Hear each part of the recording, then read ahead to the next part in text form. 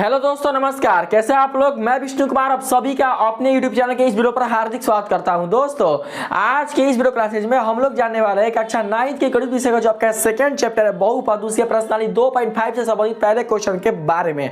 दोस्तों, मैं इस वीडियो में आप लोग को प्रश्नावली 2.5 का जो आपका पहला क्वेश्चन है उसी को दोस्तों सर्वसंख्या की सहायता से हल कर आप लोग को बिल्कुल सरल तरीके से बताने का प्रयास करूंगा।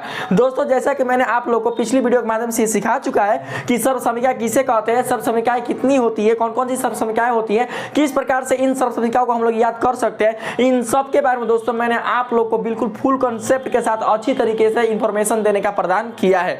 तो दोस्तों, अगर आप लोग उन सर्वसंख्याओं को याद कर लेते हैं तो दोस्तों अगर इसमें जो भी क्वेश्चन आपके पूछे जाएंगे तो इन क्वेश्चन का सॉल्यूशन सर्वसंख्या की सहायता से हल करने में आपको कोई भी प्रॉब्लम नहीं होगी। तो आइए बिना देर की स्टार्ट करते हैं अपने आज के इस वीडियो क्लासेज को। तो दोस्तों, सबसे पहले हम लोग क्या करते हैं, पहले नंबर पर जो यहाँ पर प्रश्न दिया जा रहा है उसको हम लोग पढ़ लेते हैं। तो दोस्तों, यहाँ पर कहा जा रहा है आप लोगों से उपयुक्त सर्वसमीकरणों का प्रयोग करके निम्नलिखित गुणनफल ज्ञात कीजिए। यानी दोस्तों यहाँ पर जो आपके बीजीय व्यंजक यानी बहुपद के रूप में दिए जा रहे हैं उनका दोस्तों आपको गुणनफल ज्ञात करना है। यानी देख सकते हैं कि एक ये बीजीय व्यंजक है और एक ये बीजीय व्यंजक है और इन दोनों बीजीय व्यंजकों के बीच में दोस्तों गुना छिपा हुआ है और हमको क्या करना है कि इन दोनों बीजीय व्यंजकों के बीच का गुणनफल ज्ञात करना है। और ये जो गुणनफल है दोस्तों वो हमको मतलब कि सीधा डायरेक्ट नहीं ज्ञात करना है, हमको सर्वसंख्या की सहायता से ज्ञात करना है। तो सबसे पहले आप लोगों को सर्वसंख्या पहचानने आएगा तब तो दोस्तों आप लोग पता कर पाइएगा ना कि ये जो हमारा बहुपद जो मिला हुआ है यहाँ पर जो दोस्तों बहुपद आपका क्वेश्चन में दिया हुआ है वो किस सर्वसंख्या पर आधारित है, तभी ना आप उस सर्वसंख्या को इस क्वेश्चन के लिए लागू कीजिएगा। जब आपको पता ही नहीं होगा कि इस बहुपद के गुणनफल के लिए कौन सा सर्वसंख्या लागू होगा तो दोस्तों आप इसका गुणनफल कैसे ज्ञात कर सकते हैं, मैं इस वीडियो में आप लोग को इतना सरल तरीके से बताने का प्रयास करूंगा कि दोस्तों अगर ऐसा कोई भी क्वेश्चन आपसे पूछ दे सर्वसंख्या के तौर पर तो आप लोग उसका दोस्तों सॉल्यूशन करने में बिल्कुल भी घबराइएगा नहीं। तो इसलिए दोस्तों आप लोग मेरे इस वीडियो को लास्ट एंड तक जरूर देखते रहिएगा। तो दोस्तों सबसे पहले हम लोग क्या करते हैं, पहले नंबर के क्वेश्चन को सॉल्यूशन करने का प्रयास करते हैं। ठीक है, ध्यान से आप लोग समझते रहिएगा। तो हम लोग क्या करते हैं, सबसे पहले यहाँ पर लिख लेते हैं हल। ठीक है, और हल लिखकर दोस्तों हम लोग यहाँ पर मान लेते हैं, यानी कि लिख लेते हैं, मान लिया कि a बराबर 4 तथा b बराबर 10 है। ठीक है, यानी जो आपका पहले नंबर क्वेश्चन में जो आपका 4 है ना उसको हमने a के इक्वल माना है और जो आपका 10 है उसे दोस्तों हम लोगों ने b के इक्वल माना है। अब चलते हम लोग यहाँ पर सर्वसंख्या के प्रयोग से लिखते हैं, यहाँ पर चूंकि सर्वसंख्या के प्रयोग से। तो दोस्तों देखिएगा इसमें कौन सा हमको सर्वसंख्या अप्लाई करना है, उसी सर्वसंख्या को दोस्तों हमें क्या करना है यहाँ पर लिखना है। तो दोस्तों हम लोग ऐसे लिख सकते हैं, क्या देखिए, तो x plus a i into x plus B. मैंने आप लोग को दोस्तों पिछले वीडियो में जो सर्वसंख्या वाला वीडियो बनाया था उसमें ऐसा सर्वसंख्या मैंने आप लोग को बताया था। यानी दोस्तों इसका जो फॉर्मूला होता है x plus a into x plus b का वो क्या होता है, वो होता है दोस्तों x square plus a plus B into x plus a into b. यानी कि इसका जो गुणनफल होता है दोस्तों इस रूप में हमें प्राप्त होता है और यह एक प्रकार की सर्वसंख्या है। तो इसे क्या करते हैं हम लोग समीकरण फर्स्ट मान लेते हैं। इतना समझ रहे हैं आप लोग ना। हमने क्या किया, यहाँ पर समीकरण 1 मान लिया। अब आप लोग को यहाँ पर यह क्वेश्चन आएगा कि सर आपने पिछले वीडियो में बहुत सारे सर्वसंख्याओं के बारे में आपने हमें बताया था, लेकिन आपको कैसे पता चल गया कि इस क्वेश्चन के गुणनफल के लिए आपका यही सर्वसंख्या अप्लाई होगा। तो दोस्तों मैंने आप लोग को अभी बताया कि जब तक आप लोग सर्वसंख्या के बारे में नहीं जानिएगा, उसको आप लोग नहीं पढ़िएगा, उसे आप रिमेंबर नहीं कीजिएगा, तब तक दोस्तों आप लोग इसे बिल्कुल भी पहचान नहीं सकते। क्योंकि दोस्तों जाहिर सी बात है, आपको इस क्वेश्चन को देखने से ही पता चलता है कि हमारा जो x है और यहाँ पर जो x है वो दोनों क्या है, एक समान है। केवल मान किसका बदला है, तो केवल दोस्तों आपका जो पहला जो बहुपद है इसमें इसका मान बदला है और यहाँ पर मतलब कि इन दोनों बहुपदों गुणनफल में जो आपका ये वाला है और जो ये वाला है इन दोनों का जो मान है वो चेंज हो चुका है। और ऐसी स्थिति आप लोग इसी सर्वसंख्या में देख सकते हैं, यानी x यहाँ भी समान है और x यहाँ भी समान है। मतलब यहाँ पर ये दोनों पद जो है इनका, इन दोनों बहुपदों का जो दोस्तों पहला जो पद है वो समान है, लेकिन इनके बाद का जो अगला पद है वो असमान है। तो इसीलिए हमने क्या किया, यहाँ पर मान लिया कि a बराबर 4 तथा b बराबर 10 है। अब क्या करेंगे दोस्तों हम लोग सिंपली रूप से कि समीकरण 1 में a तथा b का मान हम लोग रख देंगे। तो आइए दोस्तों कैसे लिखेंगे समीकरण 1 में a और b का मान रखने पर x प्लस, देखिए दोस्तों a के स्थान पर आपने क्या माना है, a के स्थान पर आपने 4 माना है, तो हम लोग क्या करेंगे यहाँ पर 4 लिख लेंगे। ठीक है। उसके बाद देखिए दोस्तों x प्लस बी। अब देखिए दोस्तों b के स्थान पर आपने क्या माना है, तो b के स्थान पर आपने 10 माना है। तो दोस्तों हम लोग क्या करेंगे कि b के स्थान पर 10 लिख देंगे, ठीक है, इस प्रकार से। अब देखिए जहां जहां दोस्तों a और b है वहां वहां हम लोग a और b का मान रखेंगे। तो यहां पर x स्क्वायर आपका जस्ट क्या जेव का तेव आपका हो जाएगा आप प्लस a का मान दिया है दोस्तों 4, तो हम लोग यहां पर लिखते हैं 4 प्लस जो b है दोस्तों उसका मान आपको यहां पर दिया हुआ है 10, तो इसे दोस्तों हम लोग यहां पर लिख लेते हैं। x है तो हमको यहीं पर दोस्तों जो x है उसे हम लोग रहने देते हैं। आप प्लस a का मान दिया हुआ है दोस्तों कितना, तो 4 इंटू में जो b है आपका वो है दोस्तों 10, तो उसे हम लोग क्या करते हैं यहां पर लिख लेते हैं। अब दोस्तों क्या करते हैं इसके आगे कैलकुलेशन करते हैं। देखिएगा x स्क्वायर, तो हम लोग x स्क्वायर का x स्क्वायर यहां पर लिख लेंगे प्लस 10 और 4 कितना होता है दोस्तों, तो 14। 14 को अगर हम x से मल्टीप्लाई कर दें तो हमारे पास इसका जो मान है वो निकल कर आएगा 14x। आप प्लस 4 को अगर 10 से मल्टीप्लाई करें तो हमारे पास इसका जो मान है वो मिल जाएगा 40, और यही दोस्तों आपका हो जाएगा आंसर। और किसी लड़का को शौक हो तो आप लोग आंसर को मिला लीजिएगा। देखिए दिखने में तो था काफी भारी, लेकिन मैंने कितना सरल तरीके से आप लोग को बताने का यहाँ पर दोस्तों प्रयास किया है, जिससे कि आपके दो बहुपदों का जो गुणनफल है वो सर्वसाधारण की सहायता से बिल्कुल सरल तरीके से यहाँ पर प्राप्त हो चुका है। अब देखिए दोस्तों उसी प्रकार से हम लोग बात करते हैं 2 नंबर पर, ठीक है।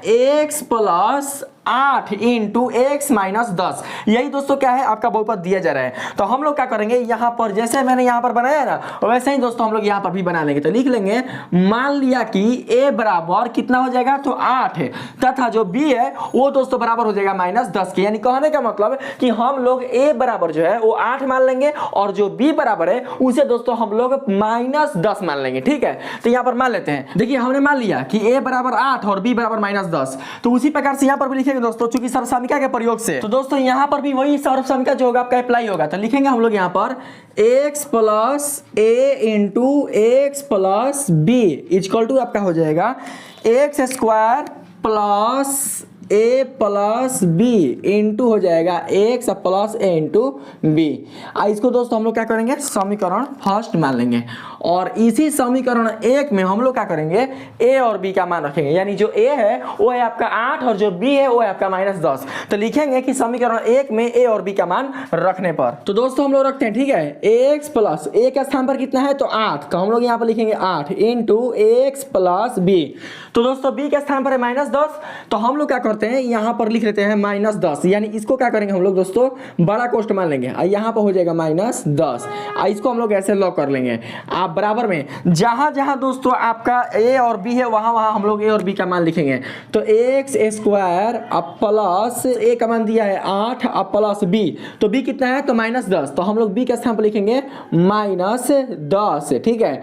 इंटू हो जाएगा दोस्तों x अब प्लस a का मान है दोस्तों 8 और जो b का मान है वो है माइनस 10। तो इसे हम लोग क्या करते हैं ऐसे लिख लेते हैं। अब दोस्तों आप लोग ध्यान से देखिए यहाँ पर जो होगा तो क्या करेंगे हम लोग x प्लस 8 को उतार लेंगे, ठीक है। और देखिए x है यहाँ पर, तो लिखेंगे हम लोग x प्लस और माइनस क्या होता है, तो माइनस, तो हम लोग यहाँ पर लिखेंगे माइनस, तो x माइनस 10 इक्वल टू आपका हो जाएगा दोस्तों यहाँ पर एक्स स्क्वायर आप प्लस, देखिए यहाँ पर दोस्तों ध्यान दीजिएगा प्लस माइनस क्या होता है माइनस, तो लिखेंगे 8 माइनस 10, ठीक है। इंटू हो जाएगा x आप प्लस, यहाँ पर देखिए 8 जो है आपका वो प्लस में है और जो 10 है आपका वो माइनस में है। तो 10 को 8 से मल्टीप्लाई करेंगे कितना होगा, 10 8 80, तो हो जाएगा माइनस 80। आगे दोस्तों देखिएगा एक्स स्क्वायर आप प्लस, देखिए अगर 10 को 8 में से अगर घटाइएगा तो वो क्या मिलेगा माइनस 2, तो हम लोग यहाँ पर लिख लेंगे माइनस 2 इंटू एक्स आप प्लस माइनस क्या हो जाएगा आपका माइनस 80।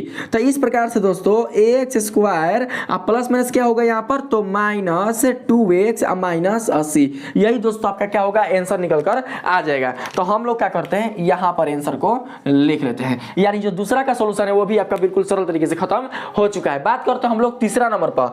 तो दोस्तों देखिए तीसरा नंबर पर क्या है कि अब आपके x के स्थान पर आपका 3x आ चुका है। यानी जो आपका x था और वो 3 गुना हो चुका है, कितना हो चुका है, तो 3x हो चुका है। तो इसको कैसे बनाएंगे बस आराम से आप लोग समझते रहिएगा, मैं आप लोग को बताने का प्रयास करता हूं। तो दोस्तों इसे मैं क्या करता हूं यहाँ पर बना लेता हूं। तो लिखते हैं 3 नंबर में हल। मान लिया कि देखिएगा यहाँ पर दोस्तों आपका 3x है ना, तो हम लोग क्या करेंगे इसको ऐसे मानेंगे, बस ध्यान से आप लोग देखिएगा। देखिए हम क्या करेंगे दोस्तों y बराबर मान लेंगे 3x, बस समझते रहिए, जैसे जैसे काम कर रहे हैं वैसे वैसे दोस्तों आप लोग को भी करना है, ठीक है।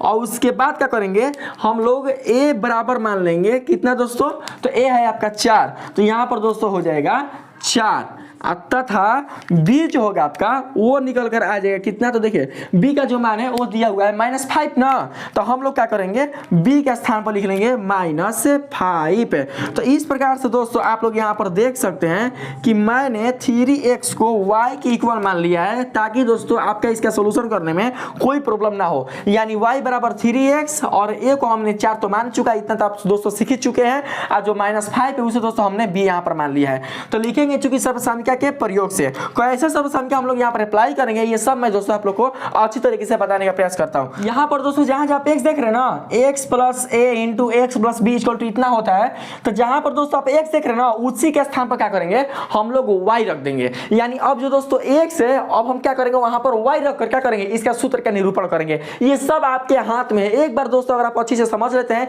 इसके बारे में जान लेते हैं, तो दोस्तों आपके लिए हलवा हो जाएगा। बिल्कुल भी दोस्तों इसमें कोई जान नहीं है, बस केवल समझने की यहाँ पर देर है।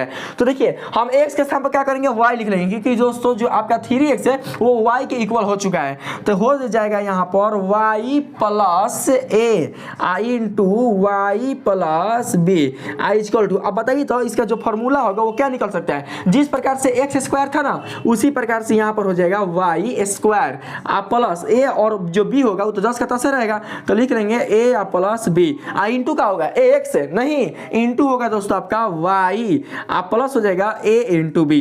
इसको दोस्तों हम लोग इक्वेशन फर्स्ट मान लेंगे, और जैसे दोस्तों आप लोगों ने किया ना वैसे हम लोग यहाँ पर भी करेंगे। यानी कि समीकरण 1 में हम लोग तीनों का मान रखेंगे, पहले आपने 2 का मान दोस्तों रखना सीखा था, अभी क्या करेंगे हम लोग y a और b तीनों का क्या करेंगे इस समीकरण 1 में मान को रिप्रेजेंट करेंगे। तो लिखेंगे समीकरण 1 में y a और b का मान रखने पर y के स्थान पर कौन है आपका, तो y के स्थान पर 3x, तो यहाँ पर हम लोग लिख लेंगे 3x प्लस a के स्थान पर है 4, तो हम लोग यहाँ पर लिखेंगे 4 आई इंटू फिर यहाँ पर हो जाएगा दोस्तों 3x प्लस -5, ठीक है।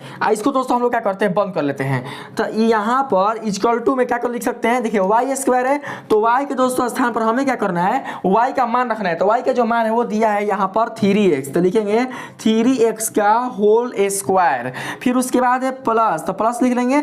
अब देखिए दोस्तों a का मान है 4, तो हम लोग यहाँ पर लिखेंगे 4 और फिर प्लस b का मान दिया कितना -5 है, तो हम लोग क्या करेंगे यहाँ पर लिख लेंगे -5, इसको बंद कर लेंगे, ठीक। उसके बाद क्या होगा आगे y है ना इंटू में y है, तो y के स्थान पर क्या होगा तो 3x होगा, तो दोस्तों इसके स्थान पर हम लोग लिख लेंगे 3x plus a into B, तो जो a का मान होगा वो दोस्तों हो जाएगा आपका 4 और जो b का मान होगा वो हो जाएगा आपका -5 है, तो हम लोग क्या करेंगे -5 यहाँ पर दोस्तों उतार लेंगे, ठीक है। हो सकता है दोस्तों आप लोग को आगे ना दिखे तो मैं क्या करता हूँ इधर आप लोग को बनाकर दिखाता हूँ, आप लोग देखिएगा। देखिए सबसे पहले हम लोग लिख लेंगे 3x प्लस 4, ठीक है, आई इंटू फिर 3x प्लस माइनस क्या होगा माइनस, तो लिखेंगे 3x -5, ठीक है, और इक्वल टू में दोस्तों आपका निकल कर आ जाएगा। देखिए 3x का अगर आप स्क्वायर करते हैं तो दोस्तों आपको मान मिलेगा यहाँ पर 9x स्क्वायर, ठीक है।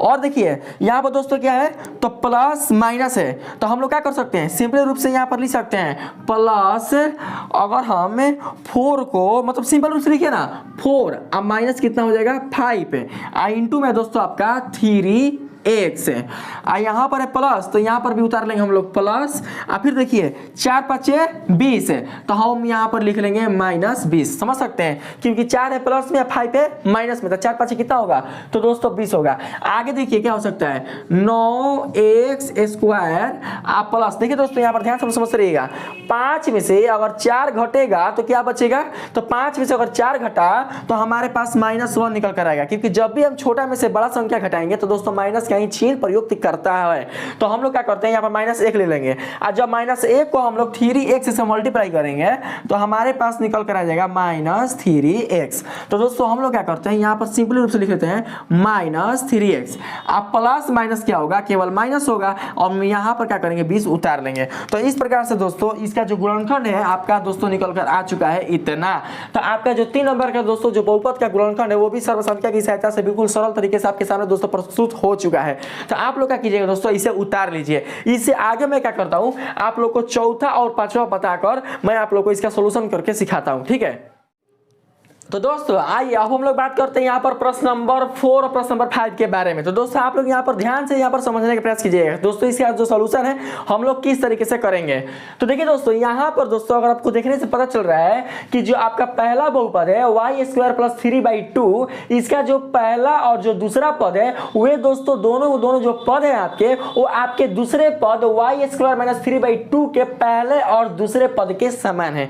यानी देख सकते हैं दोस्तों, यानी अगर यहाँ पर y² है तो यहाँ पर भी y² है, अगर यहाँ 3/2 है तो यहाँ पर भी 3/2 है, बस चेंज क्या है तो चिन्ह। यानी इस बहुपद में अगर चिन्ह है प्लस का तो इस बहुपद में चिन्ह है माइनस का। तो दोस्तों जाहिर सी बात है कि यहाँ पर आपके माइंड में जितनी सारी सर्वसमीकाएं होंगी उसमें से दोस्तों आपको ये देखना होगा कि कौन सी ऐसी सर्वसमीका होगी जो इस दोस्तों बहुपद के गुणनखंड के लिए लागू की जा सकती है। ये दोस्तों आपको डिसाइड करना है, ये कोई और अलग डिसाइड ना करेगा, ये आपके ऊपर डिपेंड करता है कि हम लोग इसमें किस सर्वसमीका को लागू करें जिससे कि हम लोग उसकी सहायता से इसका गुणनफल बिल्कुल सरल तरीके से निकाल सकें। तो दोस्तों सिंपली रूप से हम लोग क्या करेंगे, यहाँ पर मान लेंगे, अगर मान लीजिएगा ना तो सर्वसमीका खुद पर खुद क्या होगा आपके माइंड में दोस्तों याद आ जाएगा। तो देखिए सिंपली रूप से अगर हम लोग क्या करेंगे y² को मान लेंगे दोस्तों a, तो हम क्या कर सकते हैं यहाँ पर लिख लेंगे a, प्लस है तो लिखेंगे प्लस 3/2 है तो 3/2 को मान लेते हैं हम लोग b, तो यहाँ पर लिख लेंगे दोस्तों क्या तो b,